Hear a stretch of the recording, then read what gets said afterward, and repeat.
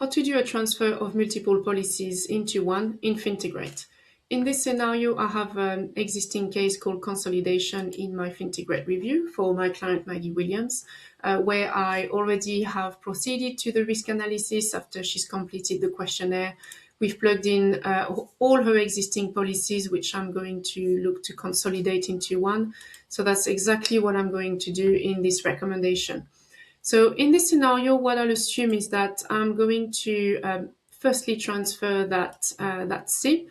And what I might want to do, I don't want to re-register the funds. I might want to transfer everything into a brand new investment of my choice. So what I'll do is that I'll move everything into a brand new SIPP, which I'm updating now. And for the other policies, instead of bringing them into a brand new SIPP each, I'm going to look at transferring them all into that brand new SIPP that I have built here. So that's what I'm doing here. I'm selecting from that drop down, transferring the money into the exact same one, and I'll be proceeding to the exact same exercise for the other two. You could also, of course, choose to potentially do a partial transfer. So if you do so, you'll need to make sure that you specify what is the amount to transfer in this case, and what is the amount that is going to be left into the James Hare personal pension plan in that scenario. That's not what I'm trying to achieve here today. I'm going to stick to my plan into moving everything into that brand new SIPP, which will include my new recommendation for the client. So I just have one left to do now. Last one for our consolidation. We need to make sure we select the destination policy and not create a new one every time. So now everything is being transferred into my brand new SIPP.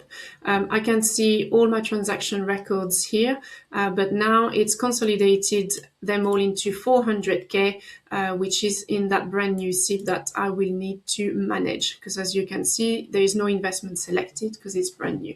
So what I will do here is that I'll click on Manage the Investment, which will allow me to select the investment of my choice. Now that my recommendation page has loaded for me to select the investment, what I can do in this example is, of course, select the correct investment from my SIPP based on the client's risk profile, which is a 9 out of 10 in this scenario for a long period of time. In this scenario, I'm using e-value with a risk scale of 1 to 10, but you can also use Finametrica through Fintegrate. But I'm not going to use this today because I want to show you how you can select the fund manually. So in this scenario, I'm going to select a multi-asset fund. So for example, there we go. I could choose HSBC and any other by simply typing their name or the ISIN code. So in this scenario, I'm going to assume I'm putting all of the money into the HSBC Global Strategic Dynamic for my clients. I just have one policy, so I'll save and close this, but you do have the option to apply HSBC or any other fund or model of your choice to all the policies you are advising on. Then in this scenario, we now can see that the risk is roughly with what the client is on for their risk profile. I could potentially add money. I could also, let's say that we're making a bit of a withdrawal every month to make sure that's sustainable. We can add that in.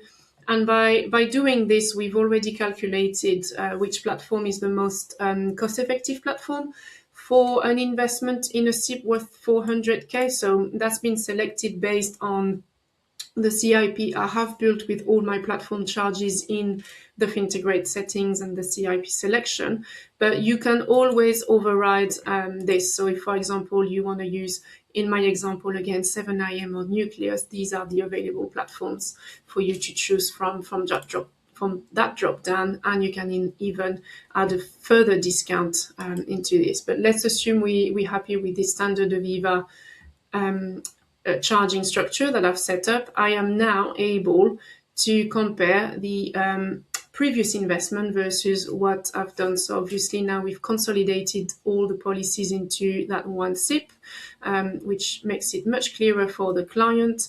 And then we are taking a look at the cost in that scenario here. for that multi-asset fund. So appreciate that example is probably a little bit extreme, and I also need to add my advisory charge, which I will do on the next page. But then what we're able to do is take a look at the performance, so existing versus recommended. So these are very similar in this example. You can then select a specific time frame, let's say 3 years time, but also select a different benchmark in order to compare them side by side with any benchmark that we put at your disposal here. For those who want to take a look at a more detailed view to really see what's happened, so then you can see that here in that scenario where we've transferred everything into the F line, which is sitting at the top here. And then we also give you an example of cumulative, discrete, annualized, calendar performance, but also max drawdown and max gain that's available to you. We also have a scatter chart. So this is showing for all the detailed performance. But if I go back here and simply show the summary to keep it clear for the client, so I just end up with these 2 dots, existing versus recommended. So we could use this to justify that we're taking just a little bit less risk. So we avoid too much volatility for that client. And then we've got our breakdown where we investing a bit more into US equities. So it's very clear for the client to see, and we can do the same thing for the sectors and the country and regional breakdown for our equity and fixed income tables. So like I said, our last page, that's going to be our advisor charges. That could be the whole reason for us to transfer. You can add your ongoing advisor and initial charge, which I'm adding here for our one consolidated policy. And we can see the dark blue, that's going to be our advisor charge. So the client has a clear view of the charges they can pay for the next 20 years, along with a table with the pounds and the pennies here. So that's all our aggregate cost and charges.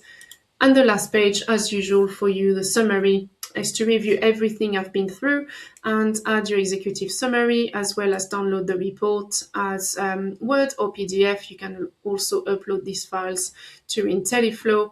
And let's say you want to be able to show various scatter charts in one document, and we'll be able to download this as a PDF. Okay, my report has now downloaded. Everything can be white labeled. You can change all the colors, the pictures, the branding, etc. And that's everything we've covered together. So here I'm also covering the previous pages that I've not been through with you today, with the existing investment, how much the client is currently paying across multiple policies, what are the performances. But what we reviewed together today was that recommendation where we are transferring it all into one SIPP, which is going to be invested in that multi-asset fund from HSBC. And then we can then compare them from, obviously, again, a risk perspective, breakdowns, cost. So again, a bit of an extreme example here, but the client can see the benefit of moving to you, even though in this example, the performances are very similar. To keep it simple for them, along with a simple charging structure that we are explaining clearly here with pounds, pennies, and a graphic.